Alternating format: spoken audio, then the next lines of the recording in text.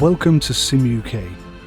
The long-anticipated release of Farming Simulator 17 has finally arrived, and this edition is unique to that of previous releases in a number of key areas.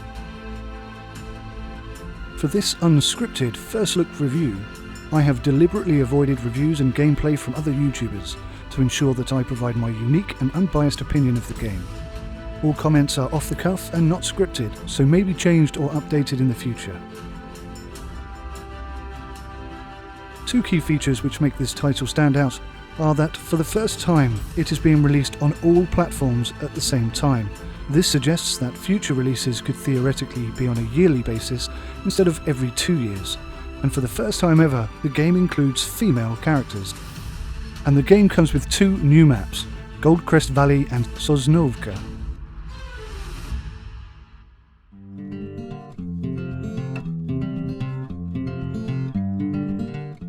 At just 3.3 gigabytes in size, Farming Simulator 17 is quite a small game, especially when compared to other recent releases. As a result, utilised hard drive space is small and installation is quick and easy. Immediately upon loading the game for the first time, it correctly detected both my G27 and Cytec Pro farming side panel. Unfortunately, it does not, however, assign any default button configuration, not even the steering wheel or the pedals. If we venture into the options menu, we can see the General Settings tab, which allows for high-level graphical alterations to be made. The default settings are set quite low, and there appears to be no auto-detect option available. For more experienced users, there is an Advanced Graphics Settings tab, where you can further hone your settings to match your hardware.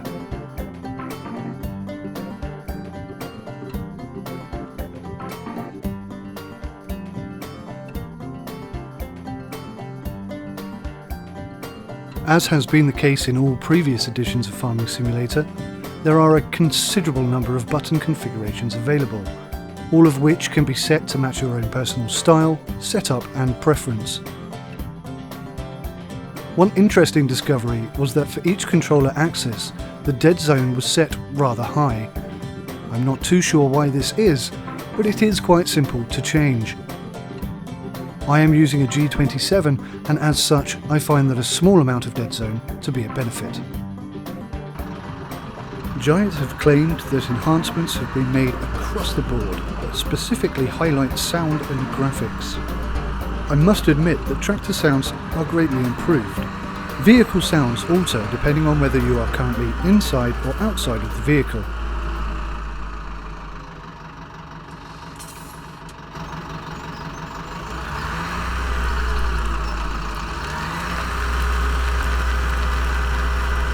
And there is a mild yet noticeable difference from the tyres as they traverse from one terrain type to another, which all adds to the immersion.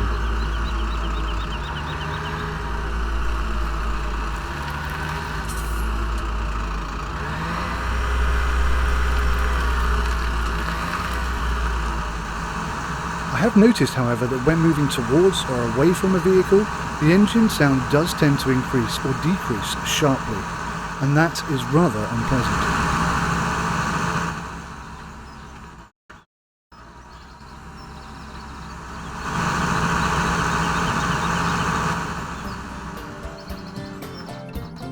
Great emphasis has been placed on lighting in the game world. Unfortunately, I have yet to fully test this, but have found that the light emitting from the new beacons was a little over the top. Regardless, Giant promote that there is more light strewn across each map, and I look forward to testing this out in time for my full review. Graphical improvements across the game include lights, light effects, visual effects and textures. I chose a Holland T8 from FS15 and FS17 to compare the textures and enhancements. To be honest, I found very little in terms of improvement, and I felt that the textures used to show the side of the engine was poor and pretty much identical to the T8 from FS15. So then I can only assume that the texture enhancements they speak of relate to the world and the environment and not the vehicles themselves. I must admit that the game environment probably has got better textures, and it does look pretty good. vehicle interiors are said to have been improved. Now, if you have watched any of my FS15 videos, you will probably know that I have a personal dislike for the interior of all farming simulator vehicles. I found them to be poorly crafted, with little or no attention to detail. FS17 does look better inside the cab, but still there are no moving parts or clickable buttons. There were a number of modded vehicles released for FS15 which included animated windows and doors, and proved that without doubt animating the interior of each vehicle was possible. So I am absolutely distraught to find that absolutely nothing has been done to improve this hugely neglected and highly important part of the game.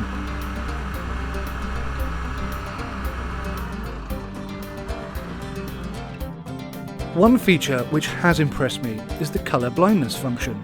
I don't have colour blindness, but I can imagine that anyone who does will be absolutely over the moon to see that FS17 has resolved what must have been a considerable disadvantage. I have never seen this in a game before, and I think that Giant should be applauded for this. And that is not the only new feature to appear in FS17. You can now find tension belts to ensure that your goods stay secured to their trailer. No longer will you arrive at the lumber mill only to discover that half of your recently chopped timber has fallen off in transit. The weather system has also received an upgrade. It's not quite a dynamic weather system, but weather changes can occur every 6 hours, which is a marked improvement on once a day. A surprise inclusion is that of the train. The train in FS17 is now a fully controllable vehicle, which you can use to quickly transport a variety of produce from point A to point B. It is reasonably well modelled on the outside, and the inside is, well, it certainly isn't going to attract train simulation enthusiasts, but it does add an extra element to the game previously unseen. However unrealistic the whole thing is. The in-game map and information unit has also had a generous amount of time dedicated to it. Information is now displayed with greater clarity by way of a very likeable and intuitive UI design. Navigating and referencing the in-game menu is less of a chore and more of a joy, with all of the relevant information quickly and clearly attainable in a moment's notice. And rest assured that all previous in-game controls are still available. It would be somewhat amiss of me not to mention the newest feature of the game, female avatars. Yes indeed, no longer are our womenfolk overlooked when it comes to FS17, with 2 extremely handsome characters to choose from, and an option to choose your shirt colour is well received, especially as these settings remain true in multiplayer, unlike its predecessor. In the future, I would love to see more characters to choose from, and perhaps the introduction of a colour palette. No farm is complete without its machinery. It is the backbone of any working farm and a key part of FS17. Pickings have been far from slim in previous editions, and thankfully that legacy remains, as FS17 boasts 250 unique vehicles from 75 different brands. There are also a number of new brands added this year, with the German agricultural manufacturers Fendt and the Nordic manufacturers Vultra making an appearance too. Thankfully, some of the mods from FS15 have made it to the main game. The inclusion of leased vehicles and equipment is a much needed and well received addition to the game. In an attempt to make your farm more bespoke, FS17 also offers customizable tractors. Customization varies from tractor to tractor, but includes colour, type, engine and optional parts. And that's not all, because now it's possible to listen to internet radio whilst you're driving your tractor. Euro Truck Simulator 2 was the first to include this feature, and I'm sure it's going to be more than welcome here too.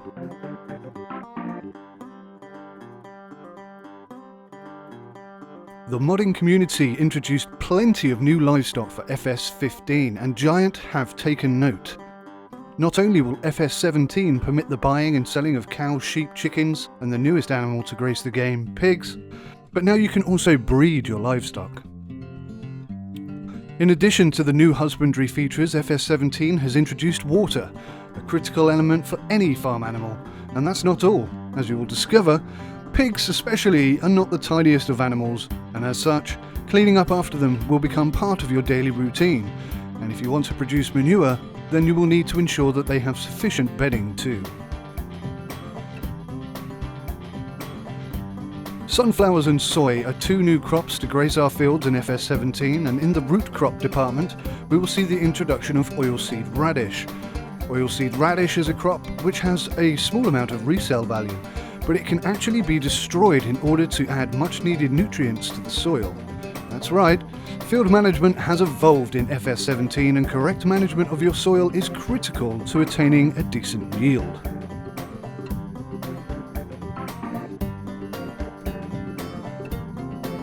Forestry remains largely untouched in FS17 with just a few simplistic modifications. The ability to secure logs to your trailer using tension belts I have already mentioned, but now not only are all trees in the game fellable, but the selection of tree quality is now of importance. The curvature of a tree will affect the sale price. Last, but by no means least, I want to discuss modding, for without it, Farming Simulator would not be as popular as it currently is. The modding screens have had a UI overhaul, and like everything else, it is clear, concise and pleasant to use.